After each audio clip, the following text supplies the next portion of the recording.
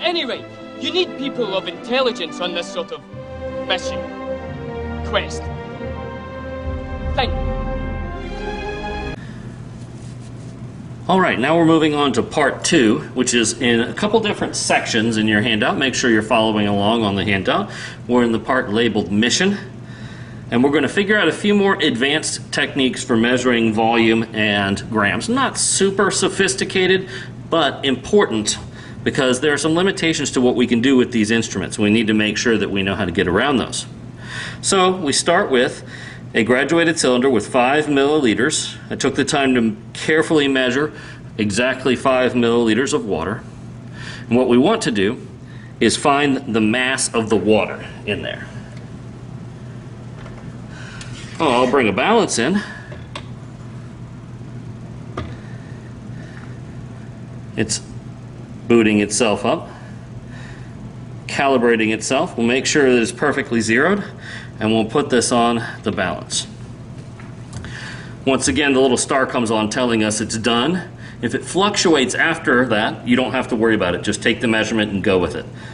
Some things it'll fluctuate, especially if the air conditioning's on, the wind will actually affect the balance. Now there's a mass of 30.28 grams, but is that the mass of just the water? Well, do I have just the water on the balance?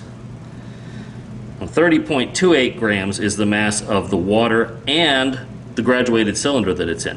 If we want to find the mass of a liquid, we have to put it into a container. I can't just pour the liquid right on the balance pan. And so now that it's in a container, I have to factor in the mass of the container itself. And I'm going to show you 2 different ways to do that. Now at this point, the easiest way for us to do this would simply be to pour the liquid out of our graduated cylinder to the best of our ability.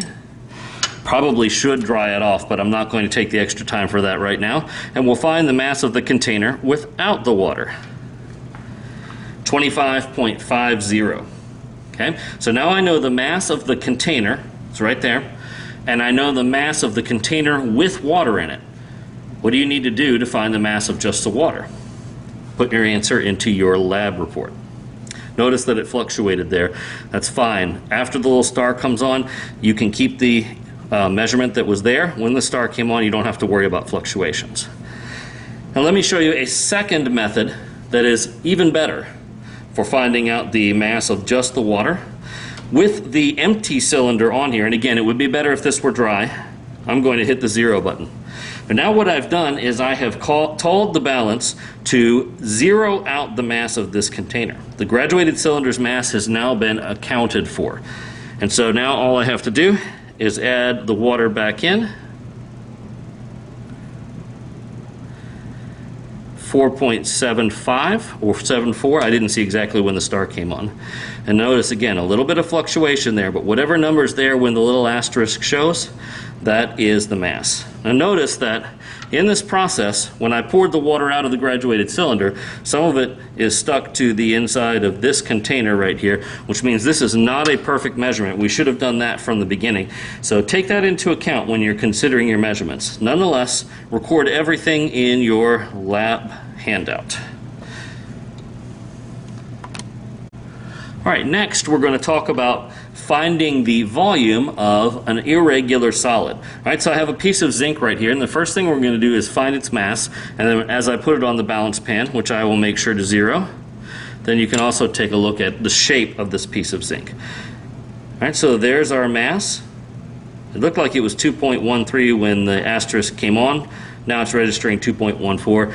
Either answer would be fine. To be perfectly honest, the last digit of the balance is a little bit suspect. So if you look at the specs on these balances, it says they could be off by 1 in either direction on the last digit. Plus or minus 0.01 is what's known as the precision of this. And we'll talk more about precision a little bit later on. So now we have this piece of zinc that we have the mass of. How do I find its volume? Now for the cube, you could find the volume by knowing the length of the length, width, and height, the sides of it. And so you could multiply them together. Go back and check and make sure you got the right units for that. When it comes to a liquid, we can just pour it in a graduated cylinder. But I can't just put a piece of zinc into a graduated cylinder and read its volume off, because it won't fill the space. And that's what volume really is, it's space.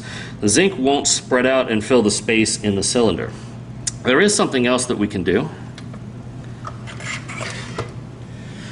We can take a graduated cylinder filled with water, and we can put the zinc piece into that graduated cylinder.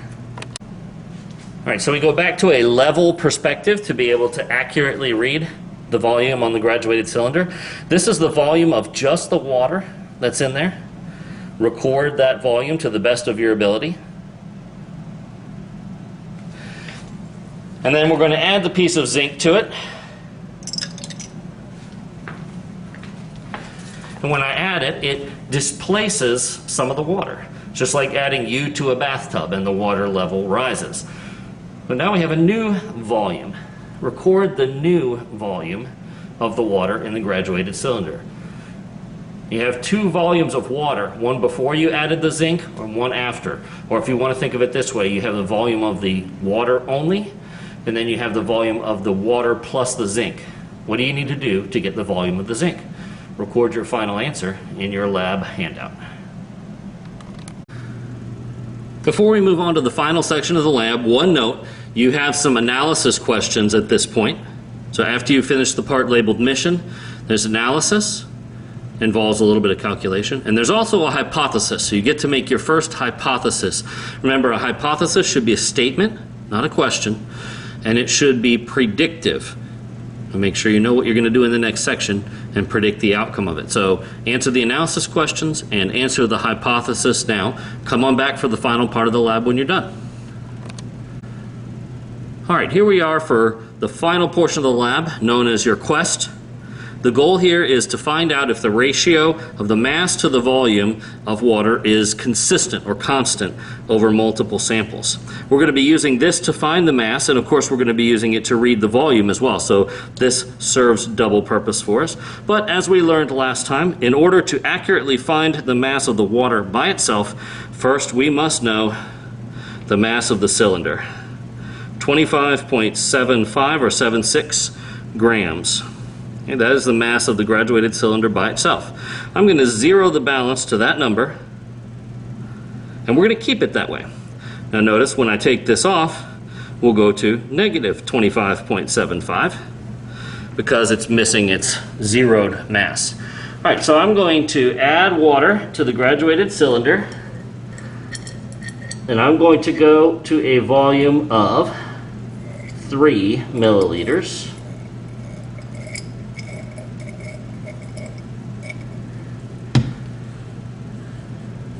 Good. All right, 3 milliliters of water. All right, and we're going to find that mass now. Here's the new mass. Remember, we have already subtracted out the mass of the container. So the mass of the water is 3.10. We don't have to subtract by hand because the balance is doing the work for us, because I zeroed out the mass of the graduated cylinder. All right, so 3 milliliters has a mass of 3.10 grams. All right, let's change the volume. We're supposed to do 5 of them. I'm going up to 4 milliliters now. Overshot it ever so slightly. I'm going to pour just a tiny bit out. This happens when you're trying to get a specific volume. Now, if I wasn't trying to be exact, I could always just have gone with the measurement that was on there. It didn't have to be exactly 4, but I'm doing that for a purpose here today. So it would have been fine if we had a volume of 4.2.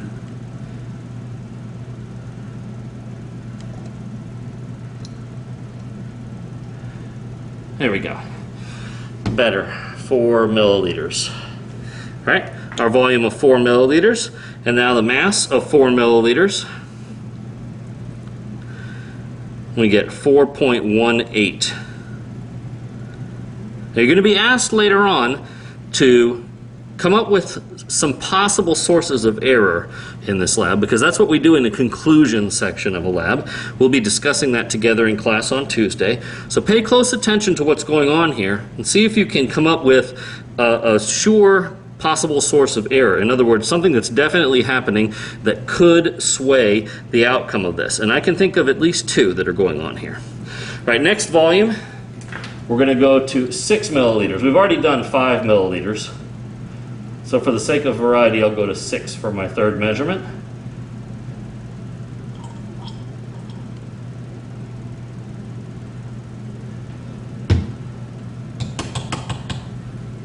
Go. 6 milliliters. Here's the mass. 6.22 grams. 6 milliliters, 6.22 grams. All right. And I'm going to skip ahead a little bit just to add a tiny little bit of extra challenge to what's coming after this for you. Not really, but for the sake of variety.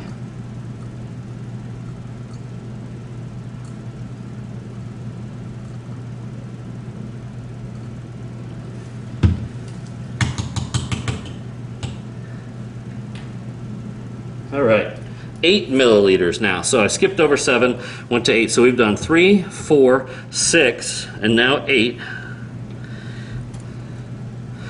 8.13 grams. Of course, we already have a measurement for 5 from earlier for comparison. That's what we want to do. We want to compare these to each other, but also to our previous standard, which was 5 milliliters of water. And now that I think of it, I can think of 3 things that are going on that are pretty clear that could affect the outcome in different ways. So think about sources of error for our discussion on Tuesday. Here's 10 milliliters. 10 milliliters, the mass of 10.25 grams. Those are our 5 measurements. To finish off this lab, you have to make a graph. So let's talk briefly about graphs. We'll discuss it again during class.